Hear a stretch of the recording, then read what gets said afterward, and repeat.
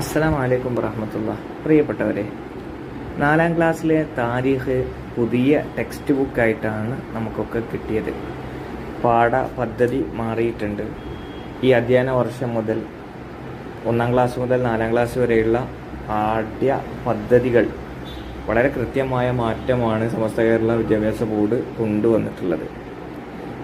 തികച്ചും ശ്ലാഘനീയമായ മാറ്റം തന്നെയാണ്. കുട്ടികളെ സംബന്ധിച്ച്, അധ്യാപകരെ സംബന്ധിച്ച് ഒന്നും കൂടെ പ്രൊഡക്റ്റീവ് ആവുന്ന, അല്ലെങ്കിൽ കുറച്ചുകൂടെ ക്രിയാത്മകമായി കാര്യങ്ങൾ ചെയ്യാൻ കഴിയുന്ന രീതിയിലേക്കാണ് പുതിയ പാഠ്യ പദ്ധതി വന്നിട്ടുള്ളത്.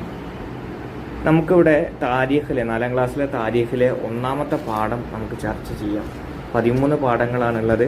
നബി സല്ലല്ലാഹു അലൈഹി വസല്ലമക്ക് ലഭിച്ചത് മുതൽ പിന്നെ നബി ഹിജ്റയായി അല്ലെങ്കിൽ പിന്നയിലേക്ക് നബി തങ്ങൾ ഹിജ്റ പോകുന്നത് വരെയുള്ള ഭാഗങ്ങളാണ് നമുക്ക് പഠിക്കാനുള്ളത്. ഏതായാലും കൂടുതൽ ദീർഘിപ്പിക്കുന്നില്ല, നമുക്ക് പാഠത്തിലേക്ക് കടക്കാം. 1ാമത്തെ പാഠം ദഅവത്തിന്റെ ആരംഭം എന്നുള്ള പാഠമാണ്. ദഅവത്തിന്റെ ആരംഭം എന്നാണ് പാഠത്തിന്റെ പേര്. ദഅവത്തിന്റെ ആരംഭം എന്ന് പറഞ്ഞാൽ നബി തങ്ങൾക്ക് 40ാമത്തെ വയസ്സിലാണ് നുബുവത്ത് ലഭിക്കുന്നത്. ഇവിടെ പറയുന്നുണ്ട്, നബി തങ്ങൾക്ക് നുബുവത്ത് ലഭിച്ചതിനെ തുടർന്ന് അഥവാ 40ാമത്തെ വയസ്സിലാണ് നബി തങ്ങൾക്ക് നുബുവത്ത് ലഭിക്കുന്നത്.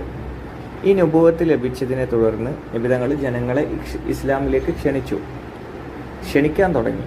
ആദ്യം ക്ഷണിച്ചത് കുടുംബക്കാരെയാണ്, ഫാമിലിയാണ്. അപ്പോൾ അങ്ങനെ ക്ഷണിക്കാൻ തുടങ്ങി. ഈ ആളുകളെ പരസ്യമായിട്ട് ക്ഷണിക്കാൻ പറ്റൂല. കാരണം പിന്നെ ഖുറൈശികൾ, മുശ്രിക്കുകളായ ആളുകളൊക്കെ എന്ത് ചെയ്യും, നബിതങ്ങളെ ആക്രമിക്കും, നബിതങ്ങളെ പിന്നെ വല്ലാതെ ശകാരവർഷം ഒക്കെ ചെയ്യും. അപ്പോൾ അതുകൊണ്ട് വളരെ രഹസ്യമായിട്ടാണ് പ്രബോധനം ചെയ്തത്.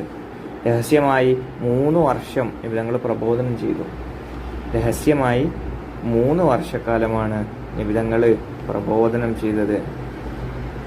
അങ്ങനെ 3 വർഷം നബിതങ്ങൾ എന്ത് ചെയ്തു, പ്രബോധനം ചെയ്തു. അതിൻ്റെ ഫലമായി, അഥവാ 3 വർഷമാണ് രഹസ്യമായിട്ട് പ്രബോധനം ചെയ്തത്.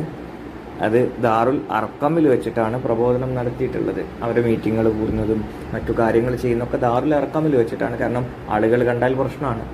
അപ്പോൾ ഈ പ്രബോധനത്തിൻ്റെ ഫലമായി കുറച്ച് ആളുകൾ ഇസ്ലാമിലേക്ക് കടന്നു വന്നു. കുറേ ആളുകളൊന്നും വന്നിട്ടില്ലെങ്കിലും പ്രധാനപ്പെട്ട കുറച്ച് ആളുകൾ ഇസ്ലാമിലേക്ക് കടന്നു വന്നു. അതിൽപ്പെട്ട ആദ്യ പുരുഷനാണ് അബൂബക്കർ സിദ്ദീഖ് റളിയല്ലാഹു അൻഹു. രണ്ടാമത്തെ സ്ത്രീകളിൽ പ്രധാനപ്പെട്ട ആളാണ് ഖദീജ ബീവി. കുട്ടികളിൽ പ്രധാനപ്പെട്ട ആളാണ് അലി ഇബ്നു അബി ത്വാലിബ് റളിയല്ലാഹു അൻഹു. അടിമത്തത്തിൽ നിന്ന് ആദ്യം മോചിതനായത് സെയ്ദ് ഇബ്നു ഹാരിസ റളിയല്ലാഹു അൻഹുയാണ്.